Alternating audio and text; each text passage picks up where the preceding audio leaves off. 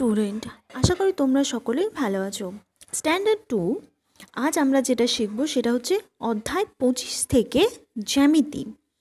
আমরা আমাদের বইতে আগের দিন থেকে আমরা মেন্টাল ম্যাথ শিখেছি, তার আগে আমরা ঘড়ি দেখা শিখেছি, সময়ের যে মাপগুলো আমরা সেগুলো শিখেছি। আজ আমরা শিখব জ্যামিতি।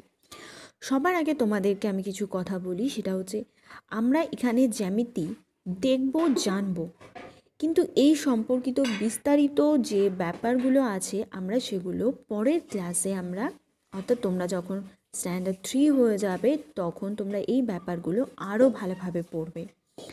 তাহলে সবার আগে আমরা ছোট্ট ছোট্ট করে এই সমস্ত জিনিসগুলোকে চিনে নিই, কোনটাকে কি বলে আর কাকে বলে সেটা আমরা যখন ক্লাস 3তে পড়বো তখন জেনে নেব। প্রথমে আমরা যাই, দেখো তোমাদের বইয়ে অধ্যায় 25 পৃষ্ঠা 102।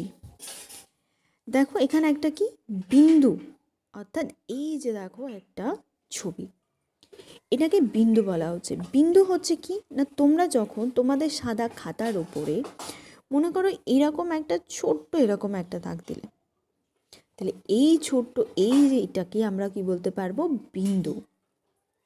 ঠিক আছে, এবার দেখো সরল রেখা মানে হচ্ছে কি, আমরা যখন কোনো একটা দাগ দেব সেটা কখনো দেখবে বেঁকে যায়, কখনো সোজা দাগ হয়। তাহলে যখন সেই দাগটা মনে করো যদি সোজা টানা যায়, তাহলে সেই সোজা দাগটাকে আমরা বলি কি সরল রেখা। এবার মনে করো দাগটা এরকম বেঁকে বেঁকে বেঁকে বেঁকে গেল, তাহলে সেটাকে বলি আমরা কি বক্ররেখা। তোমরা যখন টিন দেখবে তখন টিনগুলো দেখবে কি এইরকম ঠিক বেঁকে বেঁকে বেঁকে বেঁকে গেছে, তাহলে সেই টিনের ধারটাকে আমরা বলবো কি বক্ররেখার মতো। এরপর আমরা চলে আসি ত্রিভুজ। ত্রিভুজ দেখো তিনটে রেখা, সরল রেখা আমরা একটুই জানলাম, এই দেখো তিনটে রেখা দ্বারা একটা বদ্ধ চিত্র, এটা হচ্ছে কি ত্রিভুজ। ত্রিভুজের মতো দেখতে তোমরা একটা খাবারের নাম বলতে পারবে। ত্রিভুজের মতো দেখতে একটি খাবারের নাম হচ্ছে কি বলতো, সিঙ্গারা। অনেকটা সেটা দেখতে কি দেখবে ত্রিভুজের মতো। এরপর আমরা চলে আসি নতুন ছবি, সেটা হচ্ছে কি দেখো আয়তক্ষেত্র।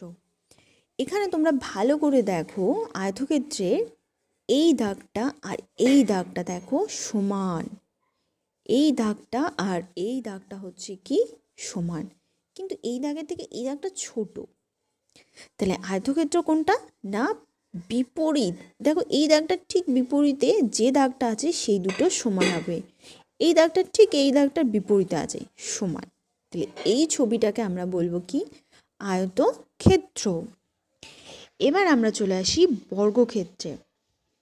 বর্গক্ষেত্রে দেখো চারটে দাগ, অর্থাৎ চারটে সরলরেখায় হচ্ছে কি সমান, তাহলে এটাকে আমরা বলবো কি বর্গক্ষেত্র। তাহলে বর্গক্ষেত্রে কি চারটে দাগই যখন সমান হবে।